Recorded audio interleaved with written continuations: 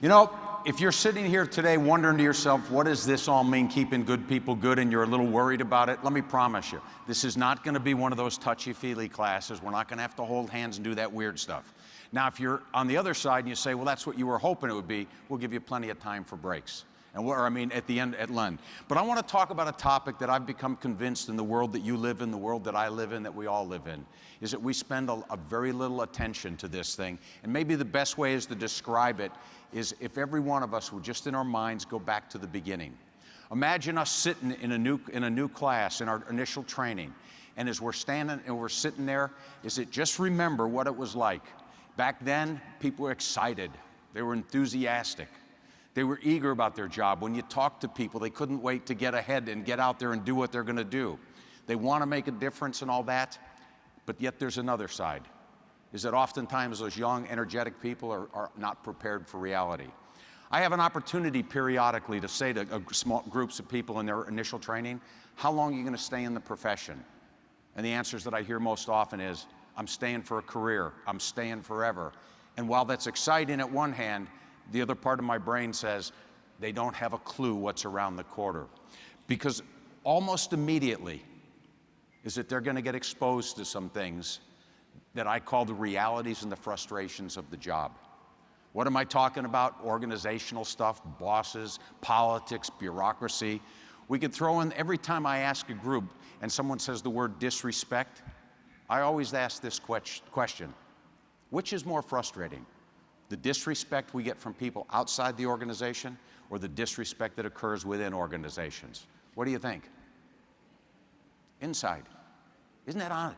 Because many times we'll like to call ourselves the family, but yet sometimes when it starts to break down, it's a pretty dysfunctional definition of a family. We can throw in a little things like personal life issues. We could add trauma. And when I talk about trauma, I always want to point something out. Trauma doesn't happen in a vacuum. It happens on top of whatever else is going on in our lives. And why is that significant? Because trauma affects people very differently, but oftentimes we immediately want to go to the trauma as if it's a standalone in a vacuum kind of thing. We could throw in a lot of different things. One of my favorites on the list is change, and I've got a simplest suggestion for you. If you don't like what's happening today in your organization, your industry, just be patient and simply wait about 6 months. Because in all likelihood, what's going to happen? And I know that sounds like a cliche, but I want to take it from out of this room into the real life. How many of us know somebody that literally spends their waking hours banging their head against the wall over something that won't be different in 3 months from now? And you know the reason that concerns me? It has nothing to do with the wall, but it's that very person who does that often enough. They're the same person when they walk through the front door at home. Very unlikely they flip a switch and say, hi, I'm home. What kind of fun things could we do tonight? Because if we're not careful, the junk of the day becomes the junk of the night. It becomes consumptive to our weekends. You know, and all of a sudden you take a look at other things, the hours and the days off. You've been doing this. Many of you work shifts, different rotating hours and different holidays. Is that I want you to think of in the beginning, if you're doing an interview with somebody, and you talk about that in the interview, if I'm the applicant, I'm gonna say, no, that's gonna be great, that's wonderful. But is there a difference between the theory of crazy hours and the practice? Because my guess is most people in this room have had this experience. Hey kids, I know that Santa's coming to everybody's house tomorrow, but he's gonna make a special trip to ours the day after. Well, I don't understand, because I'll be working. We throw in things like lack of, living arrangements, sleep, and all this other stuff. And this one up here that says stupid human tricks, what it means is that a lot of what you unfortunately have to do is because things that people do that just don't make sense. I was driving from Tucson to Phoenix a couple years ago, and every of those electronic signs across the highway said, Pokemon Go, no go while driving. I had no clue what it was. And as I get to Phoenix, I happened to run into a Department of Public Safety person. I said, hey, not for nothing, but I'm thinking somebody hacked into your signs. And he said, what do you mean? I said, every one of the signs says, Pokemon Go, no go while driving. He goes, yeah, we put those up there. I said, what is that? And then he explained to me about Pokemon and people driving 65, 75 miles an hour trying to capture little gremlins and going off the road, hitting something else. Stupid human tricks. Because of that insanity, your jobs get busier. Well, let me ask you a question. is that if I come to work in your professions, and I realize there's a lot of different ones represented here, is this going to be my reality? And oftentimes people say, but wait a minute, what do you think? In the next 5 years, is this going to change? Yeah, it will. I promise you, you stay around, in the next 5 years, this list is going to get worse. But I think the other part that we have to recognize about this list is we could spend all day talking about it, but in the end, there's really nothing on this list that we have much control over. So I want to shift gears, and instead of talking about this, what becomes important to me is what happens to good people when they get exposed to us for a long enough period of time. If you fast forward 5 years and you bring a group of people together and you have them together for some mandatory in-service training, and if you're the instructor, I can promise you, your experience is very similar to mine. People walk in the room, instead of excited, enthusiastic, sometimes they're grumpy. Sometimes they're different. And I think one of the questions we often don't ask is what happened? How is it possible somebody starts off in their chosen profession, excited, enthusiastic, and then is a little changed? Because that constant exposure without a system, without a mechanism, without a way to manage the process, it quickly turns into managing us. What does that look like in real terms? All of a sudden you see people get disillusioned. How do you know you and I are disillusioned? All we have to do is pay attention to our language.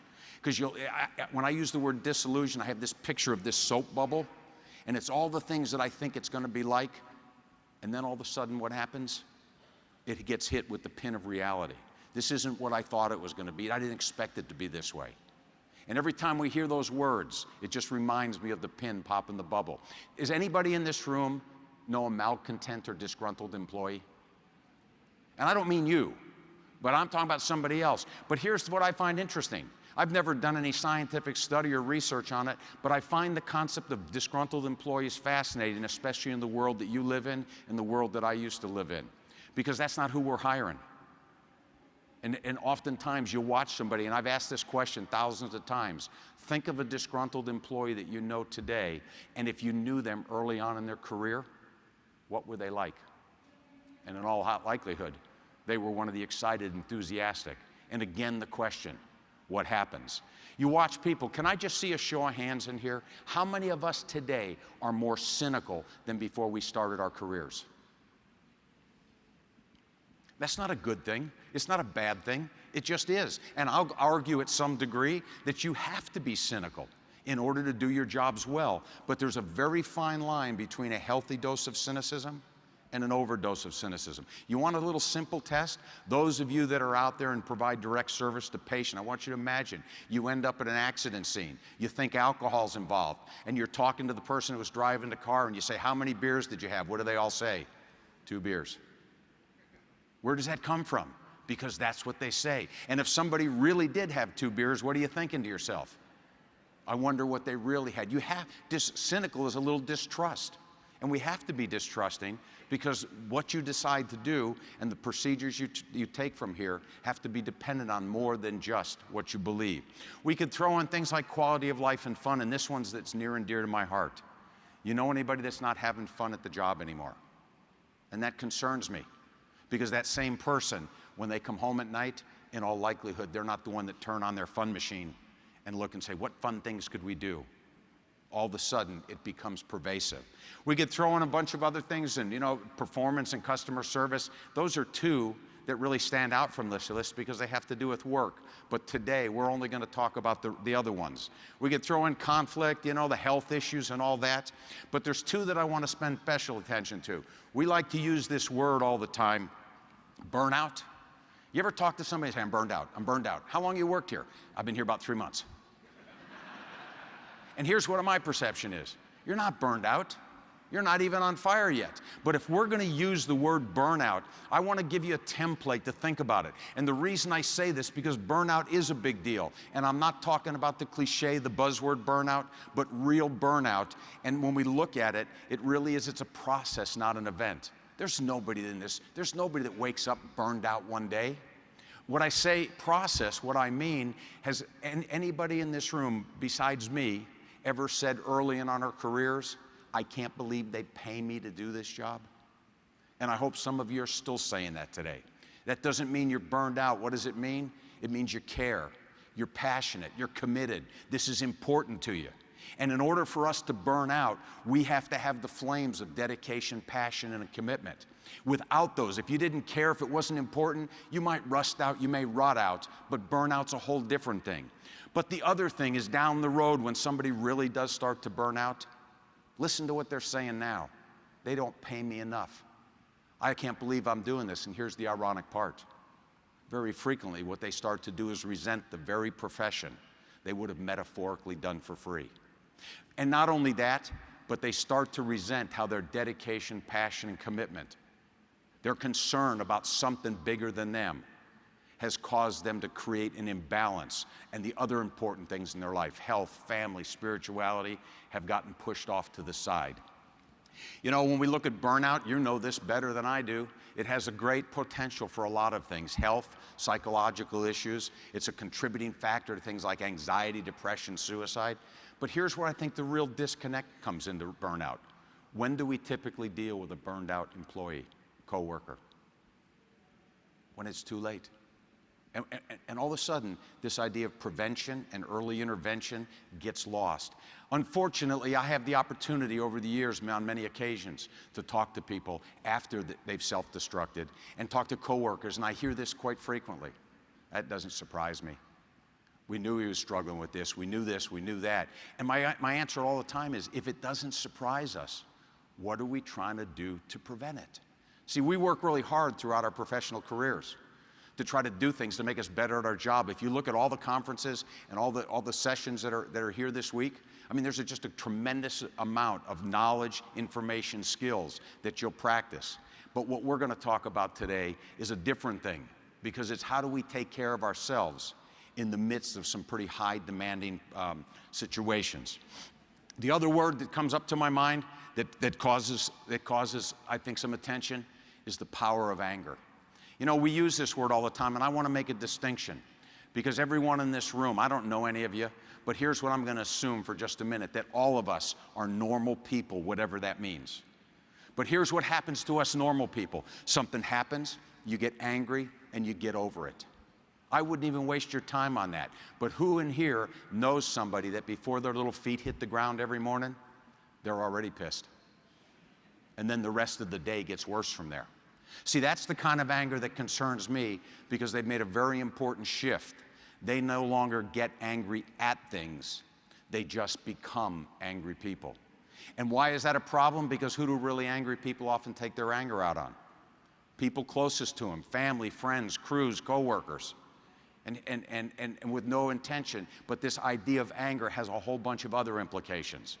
I want you to imagine if I was a surgeon and you were coming in today and you were going to have surgery, and I walked in pre-op, and I'm there and I'm so angry because of what happened in Washington and the Medicare cuts and all that, and I'm just furious. Anybody want me to do surgery today?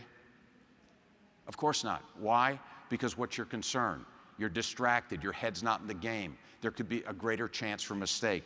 And when we look at this idea about anger, it has a lot of implications. We can take a look at accidents. We can take a look at performance. We can throw it into heart and health issues. Conflict. I know that in none of the bases, crews, or offices that you work in, I know that there's probably no conflict. Everybody gets along really well. But ask you to consider this. What role does anger play when little things start to percolate? When we talk about the impact on families, I'll never forget talking to a woman one day, and she said, "Can you help me understand something, and how do I explain this to my 7-year-old daughter?" She said she was working all day in a school on a project. She was excited, couldn't wait for Dad to get home. And as soon as he got home, she jumped up in his lap and he just snapped. And she came into the kitchen and said, "Mommy, why is Daddy so mad at me? And how do I explain, honey, he's not mad at you. He's just mad at the world. And you just happened to be in the wrong place and wrong time." The other thing about anger does, it's a great little mechanism to fire up that little part of our brain that controls the emotions. And all of a sudden you watch people start reacting, not responding. If you put me on a medication, if you're a physician, put me on a medication, and you called me 2 days later and I said, "Doc, I'm having a reaction to this," most of us would say that's probably not a good thing. Well, here's the little problem with anger. When we react to anger, it's not a good thing. But if I'm responding to the medication, It's a positive sign. So when we look at this idea of that, and we go back to this word, the disillusion, and this whole list that we talked about, I want you to be selfish for just a minute. Because for the little bit of time that we have together is not about trying to change the world. It's not trying to change politics, bureaucracy, and all the things you have to deal with. But take a really hard, close look at this list and ask yourself one question. What price are you willing to pay? What price are you willing to pay for doing a job that's important to you, that's meaningful? And you know, when you look at that list, most people don't say, sign me up for this. I want you to imagine if you were conducting an interview and I was the applicant, and on paper I was a great applicant, and we go through the entire interview process, and just before you finish, and you're about to make your final decision, you say to me, Jack, is there anything else that you want to say before we make our decision? And I look at you and say, look, I'm excited. Thank you for the opportunity, and I'm going to work really hard around here. I want to do a great job, and I'm going to be here for the long haul, but I've got some limitations I want you to be aware of. I wouldn't mind having a little ulcer for this job, but I don't want one of those bleeding ulcers. And I could handle maybe a little heart problem. I mean, if they had to put a stent in, I'm good, but I don't want to have bypass surgery. And I'm good with maybe 2, but seriously, no more than 3 divorces. If I said that to you, I know someone in this room would say, hey, hire him, he's got his priorities right. But most of us would say, that's not what we want. We don't want people to give this up. But here's the reality. Without a mechanism, without an awareness, and without doing something different, this is the price that good people pay over time. I'm so confident of that, I believe every one of us in this room, when we look at this list, we're putting names to this. We know people that fall into these categories. I want you to imagine if we all work for the same organization, and I'm up here doing this presentation, and in the middle of my presentation, I grab my chest and I fall over. Who suffers? See, I think I suffer, at least till the lights go out. I think my family, my friends, they suffer. I've had people say, well, we would suffer. That would be tragic. And I look and say, no, you wouldn't suffer because I know what y'all do.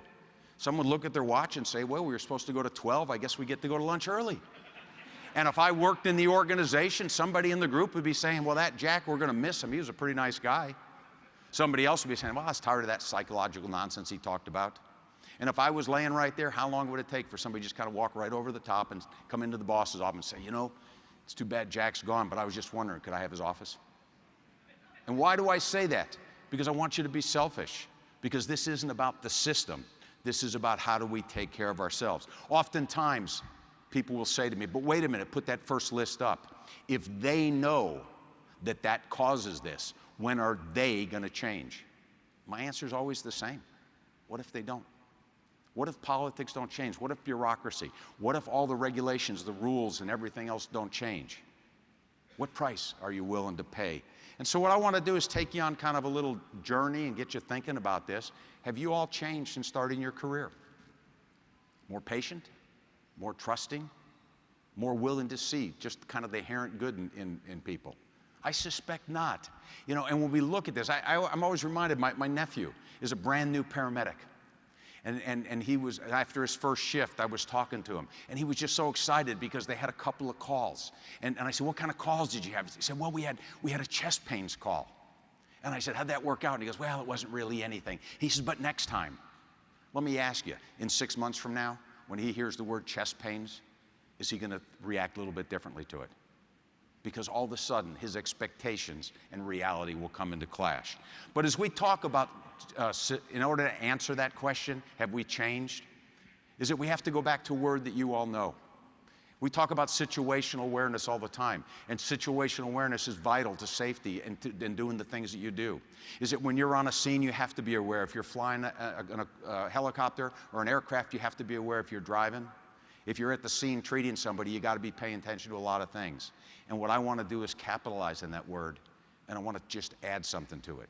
Situational awareness begins with self-awareness.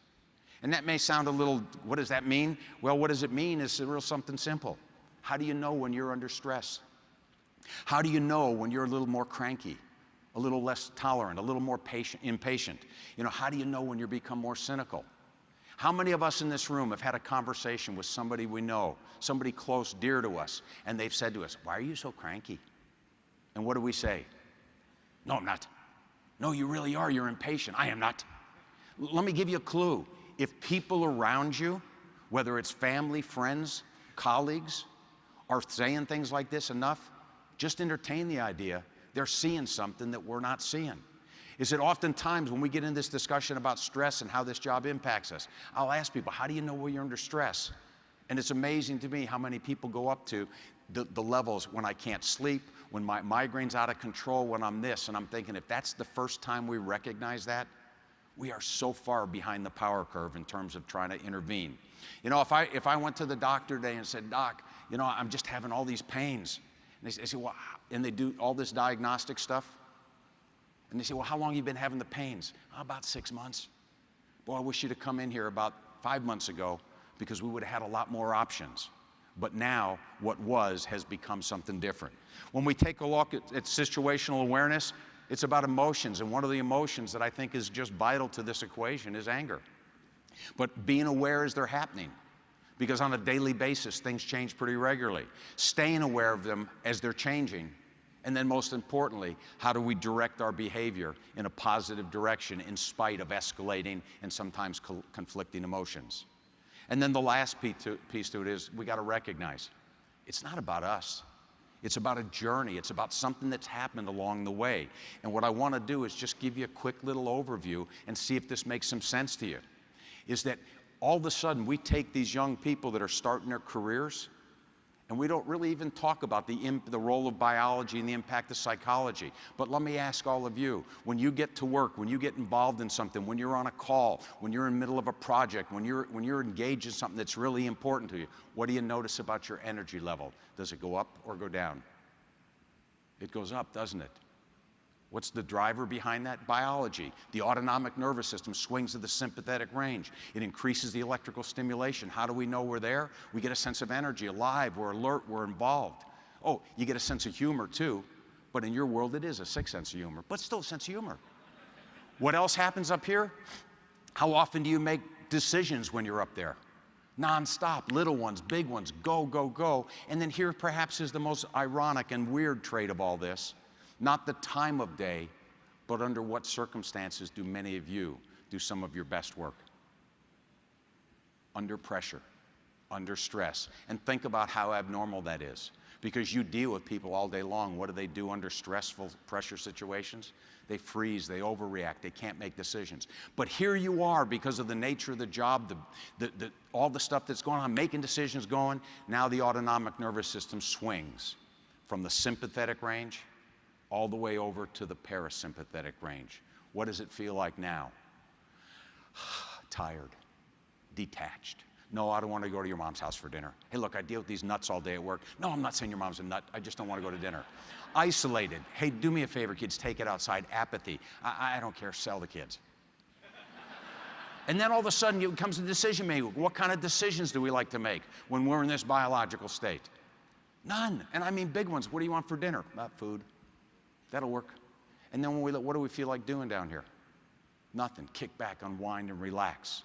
But we don't have to worry about it because in a not too long time, what'll happen is we'll swing back to the other side. And this impact of biology, this flow from here. And what's the relevance to this? Let me ask you, do you think this can cause problems in personal relationships? Do you think this can cause divides between people? Do you think when we take a look at this stuff, when you look at this idea of communications and family, the number one reason people go to counseling is communications. And where do we communicate with the ones closest to us? Down at the parasympathetic range. And not that it would ever happen to you, but here's what it could sound like. Hey, how was your day? Fine. So what'd you do today? Same old stuff. Anything exciting going on? No. You want to talk? We are. You want to go do something? Like what? And then I want you to imagine in the middle of that conversation, the phone rings, and it's somebody from work. And all of a sudden it's, hey, what's going on? Okay, all right, well, call me back if you need anything. All right, seriously, no, it's not a problem. All right, I'll talk to you later. Hey, who was that? Nobody. And if we don't manage this, here's what's going to happen. It'll take some time, but here's what'll happen. Then the conversation shifts. Well, obviously your job is more important. Why don't you go back to work? Obviously you'd rather be with your friends. And all of a sudden, and there's a thing you're going to hear me say later, don't believe everything you think. because we don't have a framework for discussing this. We don't understand the impact of biology, and pretty soon it becomes, well, obviously, job is more important, and it creates wedges, and it creates divides that become taxing. On the other hand, then there's psychology. Is that all of a sudden, when we start taking a look at this person that starts their career, they're pretty multidimensional. They've got things, they've got friends, they've got dreams, goals, aspirations, but then because of biology, if it's not being managed, all of a sudden, you meet people on a pretty regular basis that who they are and what they do have almost become one. Is that oftentimes I talk to people, and at least twice a month, I have people say to me, but you don't understand. This just isn't my job. This is my life. And I just have a thought for you. If what you do has become your life, think about it. Make a change. Get a life before it's too late. Why do I say this? Because in the short run, this is a very exciting proposition here. Because if I'm this person and I'm working for anyone in here, I'm the go-to. I'm the person that you need somebody to cover a shift, help out here, work on this extra project. But here's the problem. We've now taken two little elements, my professional role, and unfortunately, my professional role is defined to a large degree by somebody else. Oh, I control my professionalism, my integrity. I control how well I do my job. I control how I treat people. I do all that stuff. But beyond that, I don't have a lot of control, because I don't have any control whether what the next regulation is going to be. I don't have a control over the new policies and procedures and things like that, and there's not a problem with that. Unless I merge these two things together, and the reason this who I am is in this red color, is that because my sense of self and your sense of self is like a mosaic, a 360-degree mosaic. It's all the pieces that define me, or give me a sense of purpose. And if we think about the concept of human spirit, it's driven by a sense of purpose, relevance, and a sense of connection. And with very good intentions, driven by dedication, passion, and commitment, I've merged these two things together, and this is great until what happens? Somebody has to make a change. All of a sudden, something happens in the professional role. And this little dynamic right here, the whole psychology of this is a completely different element, but it goes hand in hand with this idea about biology. But what they do together, and they do it very effectively, if we're not managing it, it creates imbalance. And imbalance absolutely destroys resilience. It destroys our ability to weather the storm. If we fast forward in time, this little dynamic that you're looking on the screen right now, this is one of the biggest challenges for people in retirement. Is that all of a sudden people walk out the door financially, everything's fine, and I can tell you many examples, and I'm sure you can too, of people who have ultimately retired and struggled in retirement because of this little dynamic. So if we're gonna talk about solutions, and if this kind of lays out the groundwork, is that it really starts with a simple concept. When you can't change the situation, recognize it, own it, and then do something about it. And what I want to do is finish up this morning with just a little template of something that can make a difference. Is that in order to thrive, and I think thrive to me is a very purposeful word, because a lot of times we talk about surviving, and I think surviving has a connotation of just falling in the river, not knowing how to swim, and using every ounce of energy just to get out. And even despite your best efforts, somebody drags you out and you're just shot. But when I think about thriving, it's not about just at work. It's how do we thrive in many aspects of our life. And there's two elements that come into play here. The first one is creating a sense of resistance. And what does it simply mean? It's being better prepared for the reality that lies ahead. Here's what I find interesting about this word. I'm going to guess many of you in this room use this, and you maybe have not made the connection. And what I mean by that is, how many of you have ever been at an accident scene, and the victim is in the hospital, and they're pretty banged up, and family members show up at the hospital, and they want to sit there and see their son, daughter, their loved one? How many of us in this room have had conversations with people, telling them what it's going to be like, giving them factual information, telling them what they can expect? And why do we do that? Not to dampen their spirits, not to scare them, but we do it for one simple reason: humanity, compassion. Because we know that person's going to walk through a door, and their world is going to be upside down, because they can't even fathom what you know and what they're about to see. And one of the things that we know about trauma, life, all this stuff, is that two of the greatest assets that we have to get people through stuff is good, solid, accurate information and support. And if you think about it, those two things get people through all sorts of challenges in life. But if we never talk about the reality that lies ahead, if we never talk about some of this, oftentimes people say to me, well, what do you want me to do, dampen their spirits? No, I don't want to dampen their spirits. I've had people say, you know, I'm not going to talk to them about this stuff. They might leave. Okay, then don't talk to them. Surprise them, because it will happen. But the second part to the equation is resilience. And despite the fact that's become a very popular cliche word here, behind the pop psychology of it, there's some important pieces. And it simply means the ability to bounce back, to weather the storm, to deal with changes, disappointment. How many of us in this room know somebody who's been disappointed once in their career, and because of that disappointment, their career took a nosedive? How many of us know somebody that's been disappointed, and in spite of that disappointment, they found a way to bounce back and thrive? And I think one of the questions we often don't ask is, what's the difference? What's the difference? We are quick sometimes to say, well, don't let it bother you. Don't let the small stuff bother you. And I agree with that. But if you're a person that's there and you're really upset, and I said, don't take it personally, don't let it bother you, how well would that work with you? Not so good, would it? But if we're going to dissect this a little bit and we're going to peel back the layers, what I want to do is just share with you some insights that we've taken from textbooks, from studies, from people, because what is it that makes people thrive? And it starts with the decision to live on the do-and-control side of life.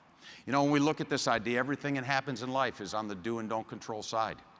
But if we're not careful, if we're not aware, if we're not thinking about it, gravity will pull the best of the best to the don't control side. And ironically, you know this intuitively.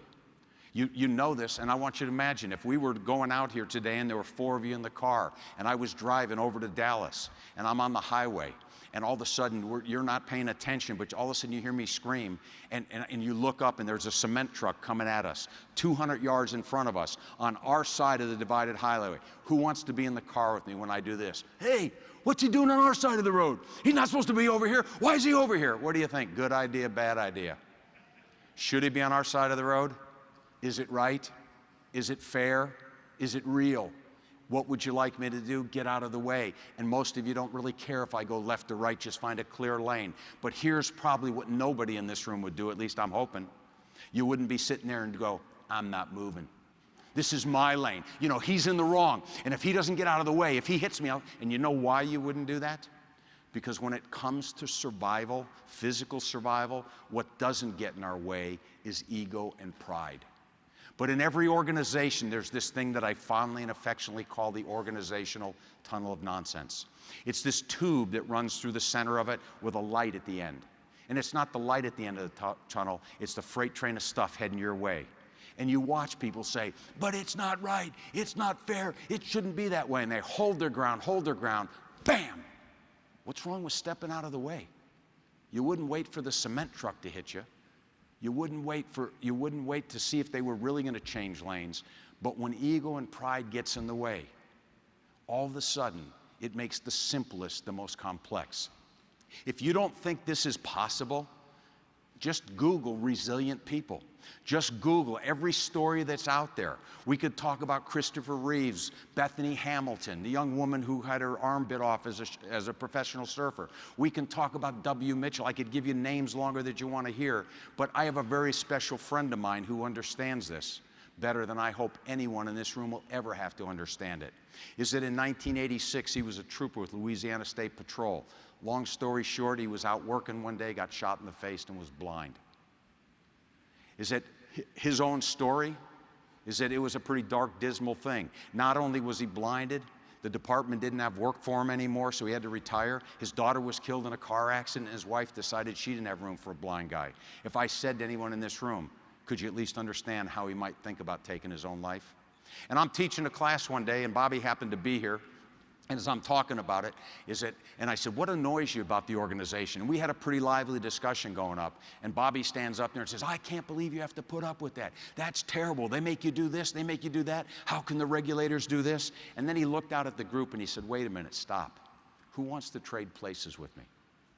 Pin drop quiet. He says, no, seriously, you know those policies, the procedures, the old equipment and this? He says, and then he looked out the group and he said, let me ask you one question. He says, I hate being blind. But I don't have a choice. But I do have a choice how I choose to see the world. See, my friend Bobby went back to finish his PhD. Bobby wrote 3 books. And if he was standing up here right now, sadly, in October of last year, he was tired, fell asleep, and passed away at the ripe old age of 64. But if he was standing here right now, he would tell you, he said, I have no more time to worry in my life about being blind. My challenge is, how do I live my rest of the life as a blind guy? And if you peel back the layers, part of the story, Bobby, when he tells his own story, he was as close to suicide as anybody can imagine. Not once, not twice, but many times. What changed? It started with a decision. It started with a decision that right, wrong, or indifferent. And if he was standing here today, he would say, it's bad enough I was blinded, but I'll be darned if I'm going to let that ruin the rest of my life. Why do I use the Bobby Smith story? Because if Bobby and the rest of them that are out there that have gone through this, is that if they can do it, I'm just convinced that we have a fighting chance. What does it mean in practical terms? Who controls if you have fun on the job? Who controls how well you do your job, how you treat people? One of my favorites is you go to some place and you ever hear somebody say this, the morale around here sucks. Worst it's ever been. Every time I hear that, I always ask this question, whose morale? Well, what do you mean? Well, but whose morale? Yours? No, not mine. There is no such thing as the morale. Now, if you work in a one-person organization and the morale is bad, that's a whole different problem.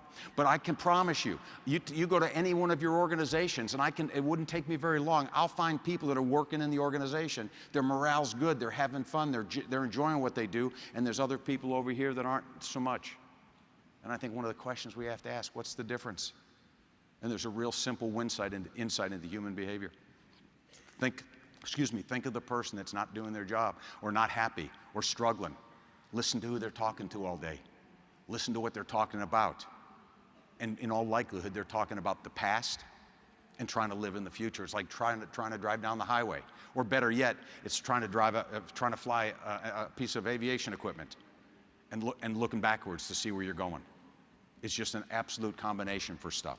So when we look at this idea of control, the other thing is get your expectations in line with reality. And I want to be cautious here. I'm not suggesting people lower their expectations. If I said to anyone in here, you know, you're going to have to lower your expectations, for people that care, that want to make a difference, it's like a slap in the face. But the real question is, the closer our expectations match reality, the less frustrated you and I become. And all of a sudden, when you look at Bobby Smith, I remember talking to him, and we had many conversations. It wasn't always that way because he hoped he could see. And then one day we were sitting there and he said, you know what, I quit looking in the mirror because I realized that the doctors were right. I can look all day long. And once his expectations matched reality, the surprise was gone. That doesn't mean he wouldn't have liked to see, but what it means is the fact that he wasn't seeing had an impact. And when you look at this, when you hear this, when you hear us say to ourselves, but it's not right, it's not fair, it's not real, understand what's happening. The way we expect things to be don't match reality. The other suggestion that comes into play here is differences are not the same thing as right or wrong. I want you to think, whether it's at work, whether it's at home, personal relationships, professional relationships. If we're not talking about rules and procedures, think about the last argument, the last disagreement we had with somebody we care about. Was it about differences or was it about right and wrong? And what you'll find, if you think about it, most of our arguments are about differences. But here's the problem.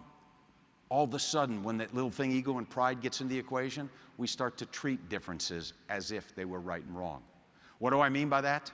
If 4 of us went out to dinner tonight and somebody liked the steak rare, somebody liked it well done, somebody only eats chicken, and somebody doesn't eat any of that stuff, we could have a great dinner as long as we didn't argue with each other. As long as we didn't say, how could you eat it that way? How could you eat it that way? That's disgusting. And as crazy it is, do you think people can ruin the dinner over how they like their steak cooked? Simple, who cares? And one of the things that happens when ego and pride gets in the way of this, we lose the ability to recognize something, is that we have to make choices about which hill do we want to die on. You know, I'm not going to go down this road just because I'm afraid. But if I said to you right now in this room, let's talk about who should be president, do you think we could have a lively discussion? If I said, let's talk about pro-life or pro-choice, or there's probably several other hot button topics, I want you to watch how fast group dynamics change. And all of a sudden, we could get angry at each other. We could start arguing. And what would happen is we would stop and understand, and we would stop listening. All of a sudden, we would be in the mode of trying to prove a point, not trying to solve a problem. Differences are a killer, and they're absolutely not the same thing as right or wrong. When I say don't believe everything you think, whether it's that little kid that says, why is daddy so mad at me? And a spouse or significant other says, well, obviously your job is more important. Why don't you just go back to work? Just because we think it doesn't mean it's true. Here's a simple little picture. When you look at this, what do you see? How many pillars? Some people see 2, some people see 3.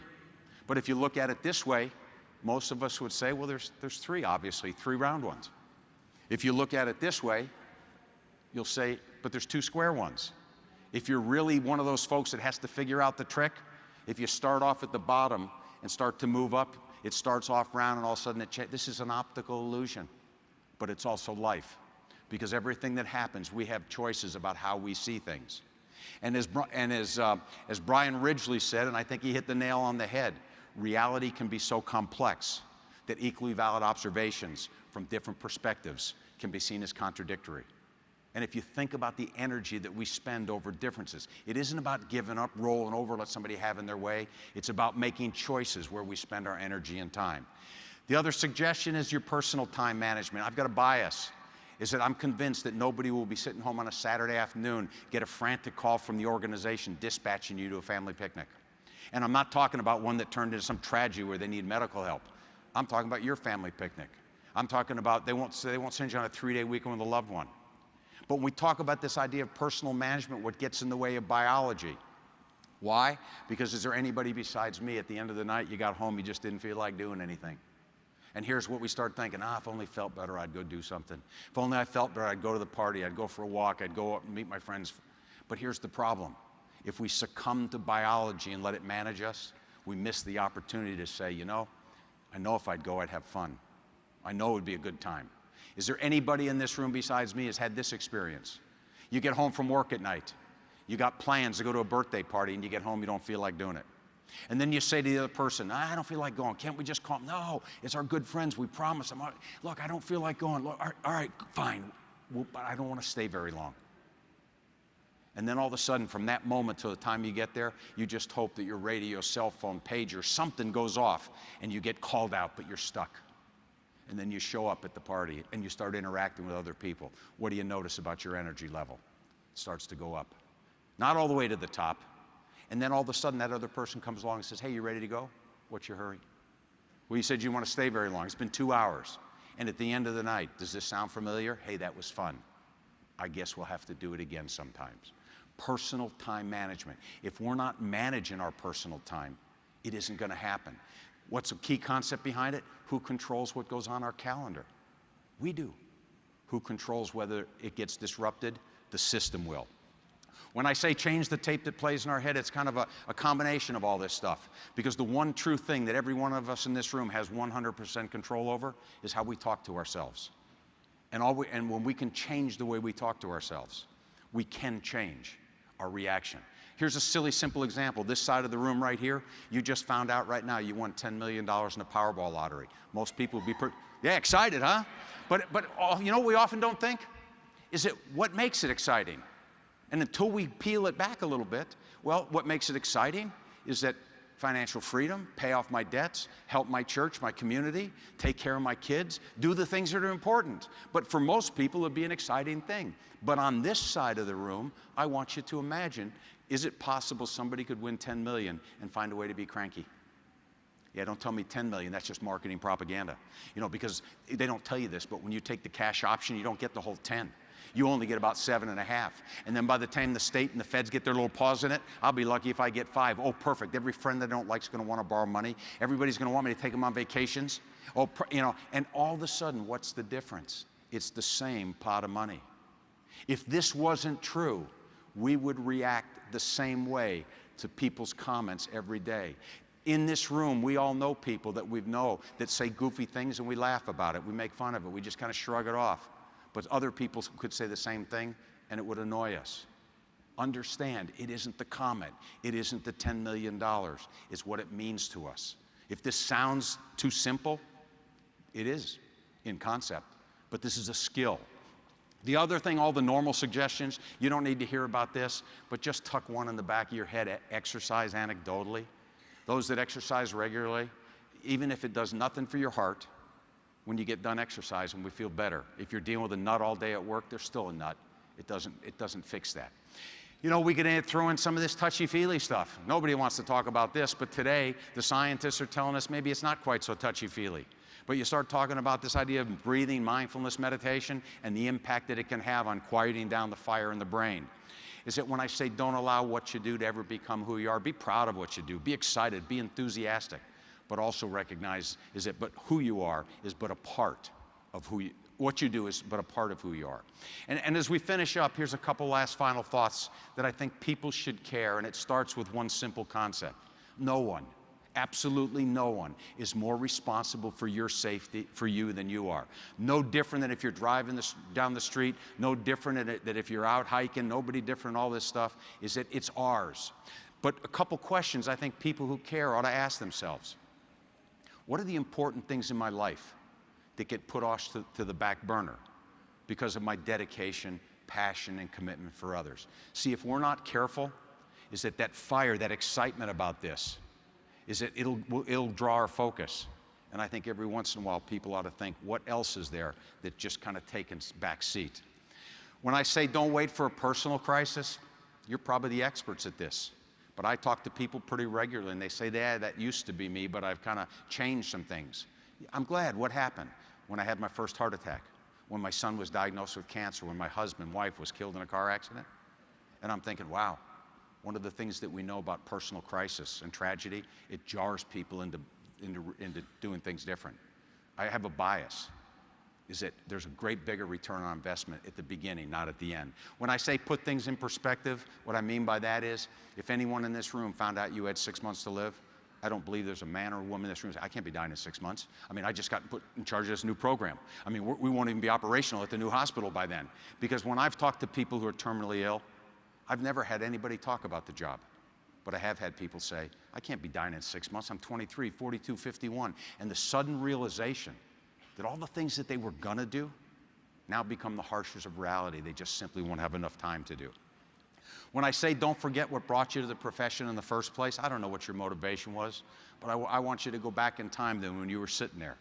And if it was to help people, if it was to take care of people, if it was to try to make a terrible experience a little bit better, then don't ever forget that. If your motivation is I just needed a job, and that's all it was, well then just do the job. Do it the best that you can, and don't let the crazy stuff, the other things, get in the way of the other things that are important. You've heard me say this enough. Don't let ego and pride get in the way. The ego and pride becomes the kiss of that. I talk to people pretty regularly and they say, but I shouldn't have to, and it's not right, and it's not fair. And my answer to them is, you're right, it's not fair. It's not right. But if you're not careful, who's going to pay the price? And the last thing that I want to suggest is enjoy life. It's the only one we have. And from my perspective, it has to beat the alternative. So I don't know what your expectations were when we started. I don't know what your thoughts were, but here's what I hope happened. I hope that maybe you saw a little of yourselves. Maybe you saw a little of something you know, but most importantly, I hope there's one or two things that you can take away from this time that we spent together. Not to change the world, not to fix everything, but to help you stay a little bit more resilient, to help you take care of you and the ones that are most important to you. If it sounds to you like I'm passionate about this, I am. And I'm passionate because it really is, it breaks my heart when I watch people enter the kind of work that you do, public service, like a ball of fire, and then they self-destruct, not because they don't care, but they self-destruct because their own flames of dedication, passion, and commitment become their worst enemy. So with that, I just want to say thank you. I appreciate the opportunity. It's an honor to be here. And I just wish you the best in the rest of your conference. Be safe and continue doing what you do, because what you do really does make a difference. Thank you.